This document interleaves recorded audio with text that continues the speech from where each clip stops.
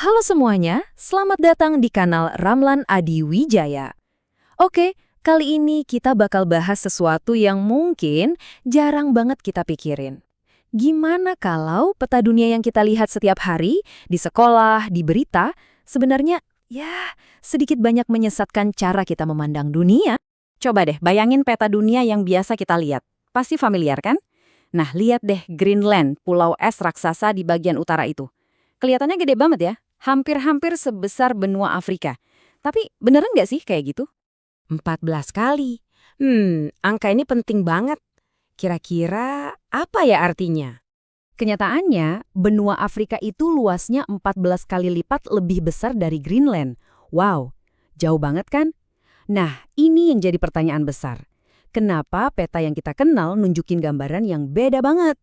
Nah, perbedaan yang aneh tadi itu membawa kita ke satu fakta penting nih.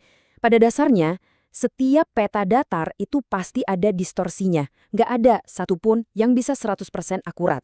Jadi gini, peta itu bukan cerminan dunia yang apa adanya. Anggap aja peta itu kayak lukisan, sebuah interpretasi. Ada pilihan-pilihan yang harus dibuat. Kenapa? Ya, karena bumi kita kan bulat, kayak bola. Sementara peta itu datar. Nah, mindahin gambar dari bola ke kertas datar itu mustahil bisa sempurna. Pasti ada yang harus dikorbankan. Pilihan-pilihan inilah yang krusial. Si pembuat peta harus nentuin bagian mana yang mau diperbesar, bagian mana yang diperkecil, apa yang mau ditaruh di tengah-tengah sebagai pusat perhatian, dan apa yang ya udah ditaruh di pinggiran aja. Dan semua pilihan ini biasanya ada tujuannya, entah itu buat navigasi, politik, atau nunjukin budaya tertentu. Intinya, setiap peta itu punya sudut pandang. Nah, inilah dia tersangka utama di balik semua kebingungan ini. Namanya proyeksi Mercator. Ini dia peta yang paling sering kita lihat di mana-mana. Dijamin deh. Eits, tapi tunggu dulu. Bukan berarti si pembuatnya Gerardus Mercator sengaja mau bohongin kita semua. Nggak gitu. Peta ini sebetulnya dibuat dengan tujuan yang sangat-sangat spesifik dan berguna banget pada zamannya. Jadi tujuannya apa? Murni untuk navigasi. Peta ini didesain khusus buat para pelaut di tahun 1569, supaya mereka bisa gambar garis lurus di peta dari satu pelabuhan ke pelabuhan lain, istilahnya itu loxodrome, dan tinggal ikutin arah kompas yang sama terus-menerus. Dan untuk tujuan itu, peta ini sempurna banget, benar-benar jenius. Nah, masalahnya muncul pas peta yang khusus buat navigasi ini dipakai buat semua hal, jadi peta dunia standar. Akibatnya apa? Daratan yang dekat kutub, kayak Greenland, Eropa, Amerika Utara, itu jadi kelihatan melar gede banget. Sebaliknya, wilayah di Khatulistiwa, kayak Afrika dan Amerika Selatan, malah jadi kelihatan kempes atau lebih kecil dari aslinya. Tanpa sadar, ini ngebentuk persepsi kita kalau mungkin ukuran di peta itu sama dengan kekuatan atau pentingnya sebuah wilayah di dunia nyata. Nah, karena distorsi inilah, akhirnya muncul peta-peta alternatif. Peta-peta yang sengaja dibuat untuk menceritakan kisah yang berbeda. Kisah yang lebih adil dan proporsional tentang dunia kita. Coba deh kita bandingin langsung. Kelihatan banget kan bedanya? Di kiri ada Mercator, yang tujuannya navigasi. Eropa kelihatan besar. Di kanan ada proyeksi Peters, yang tujuannya akurasi luas. Langsung, Afrika kelihatan besar. Cuma dengan ganti tujuan, cara kita memandang dunia bisa berubah drastis.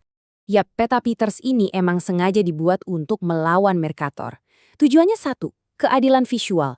Peta ini mau nunjukin luas benua yang sebenarnya.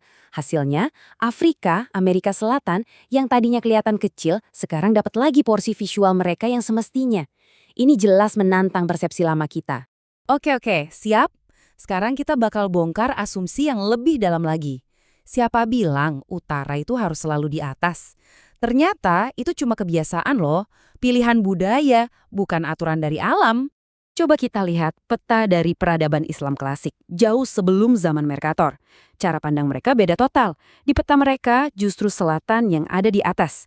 Tujuannya bukan buat menaklukkan lautan, tapi lebih untuk memahami alam semesta, jalur perdagangan, iklim, dan budaya. Dan pusat dunia mereka bukan Eropa, tapi Mekah atau daratan Asia Afrika, yang waktu itu jadi jantung peradaban dan ekonomi dunia. Jadi, apa poin utamanya dari semua ini? Intinya adalah, setiap peta, mau itu Mercator, Peters, atau peta Islam klasik, itu sebenarnya kayak jendela. Jendela untuk melihat cara sebuah peradaban memandang diri mereka sendiri dan dunia di sekitar mereka. Nah, tabel ini ngerangkum semuanya dengan jelas. Peta Mercator itu menjawab pertanyaan gimana caranya berlayar paling efisien. Peta Peters nanya, gimana caranya nunjukin dunia dengan adil secara ukuran? Sementara peta Islam klasik bertanya, di mana sih posisi kita di alam semesta ini? 3 peta, 3 pertanyaan, dan 3 jawaban yang beda banget. Oke, setelah lihat semua ini, pasti pertanyaan di kepala kita sama. Jadi, peta mana dong yang benar? Tapi mungkin itu bukan pertanyaan yang tepat. Daripada sibuk nyari mana peta yang paling benar, mungkin pertanyaan yang lebih penting adalah, cerita apa sih yang mau disampaikan oleh sebuah peta? Kita jadi belajar untuk ngerti sudut pandangnya apa, prioritasnya apa, dan yang paling penting, kenapa? Pada akhirnya, semua ini soal kesadaran kritis. Peta itu ternyata bukan cuma alat buat nunjukin jalan. Ia adalah alat yang kuat banget untuk membentuk cara kita berpikir dan memahami dunia. Dan dengan menyadari hal ini, kita jadi bisa melihat dunia bukan cuma dari satu kacamata, tapi dari berbagai sudut pandang. Dan itu jelas bikin pemahaman kita jadi jauh lebih kaya.